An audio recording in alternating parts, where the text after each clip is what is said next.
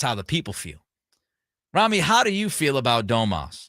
Triple-double. I felt like that was like the world's most under-the-radar triple-double in the history of triple-doubles. It was pretty quiet. 11, 17, and 10.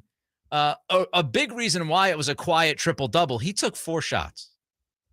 He took 4 shots against the Bulls. That I don't like, and it's not the first time where he's not been the most aggressive or assertive in terms of getting his. I don't think you were here when we talked about it. I talked about it, I think, last week about the lack of shots. And I ran down, I mean, you can go back to November 15th against the Nets, 6 shots. The next night against the Spurs, 5. The next night against the Pistons, 5. The Grizzlies, 8.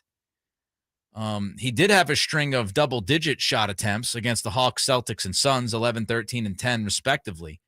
He fell back underneath double digits against the Pacers with 9. Of course, that was a blowout. He played 23 minutes. Clippers, he took 11 shots, and most of those, I think, came in the first half. And then on Sunday, he took 4 shots. 4 shots. Yeah, you can't have on Sunday. That. Can't have but he had the 11, 17, 10 triple-double. He is shooting the 3-ball better. And Katie was all over this when he took like 3 of them. I said, all right, let's small sample size. Mm-hmm. But now you start to look at it. I mean, he's 37% from 3. He's not going to take 3 or 4 a game, right? But he was 1 of 1 against the Bulls, 2 of 2 against the Clippers, 1 of 2 against the Pacers and the Suns.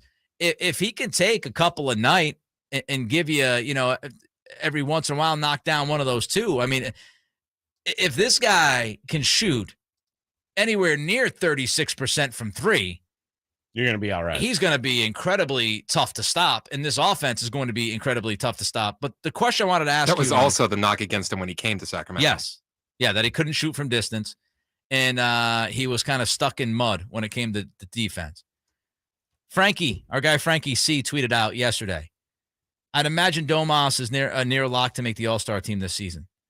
NBA ranks he's first in 10-10-5 games, 14 double-doubles, which is second in the NBA, 6th in offensive rating, 10th in win shares. I feel like this is like you can take certain stats and make them say what you want them to say. Yeah. Frankie does a great job in doing that with Domas. Do you think he's a near lock? Do you think he's a lock? I think so. I don't think you have to go to the more deep dive numbers that Frankie went to right there. You just look at points, rebounds, and assists, Nick, and I think I was looking at it before the show today. Top 3, top 5 among forwards, among front court guys in every one of those of the big 3 categories that you're looking at. The only guys with more assists per game than him as far as forwards in the Western Conference right now is Jokic and Doncic. He's right there among the league leaders in rebounds when you look at forwards in the Western Conference, and he's putting up 6. Yeah, I think he's an all-star, man. When you look at him versus some of the other front court players in the West, he's doing it all and doing it as well as anybody. To me, it's not about if he is putting up all-star numbers. I think that the argument definitely is that he's putting up those kinds of numbers. The difficult part is recognized for it. Yeah, the difficult part is the numbers game. Not the numbers, but the numbers game. And you've got 6 front court guys, 2 wild cards coming out the West. Those wild cards can be guards. LeBron, lock. AD, lock. Jokic, lock. I think Anthony Towns, lock. Paul George, probably a lock. Zion, probably a lock if he stays healthy. That's your 6. That's your 6 front court. Now, again, it's not whether or not Domas is better than those guys.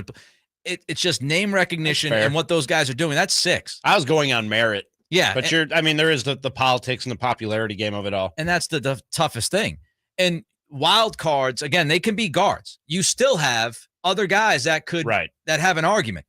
Jeremy Grant has an argument, big argument, that he should be an all-star. Brandon Ingram, his issues, he's only played 15 games, but Ingram's another name.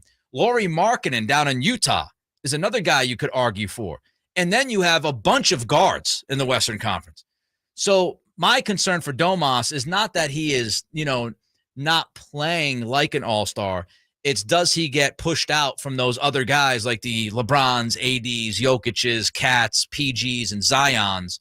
Those are the guys that kind of just almost automatically go in. He's got a bona fide argument. I just don't know if he gets in because of those numbers. You think all the Kings hype, because they're kind of the darlings of the NBA, you think that helps him? Yeah, that it'll help him. That number one, that they're winning right now. And number two, like you said, they're the darlings. I said on Twitter over the weekend that they are the story of the NBA. And I honestly believe that. It's not because I work here. I think they're the best story in the NBA right now. 916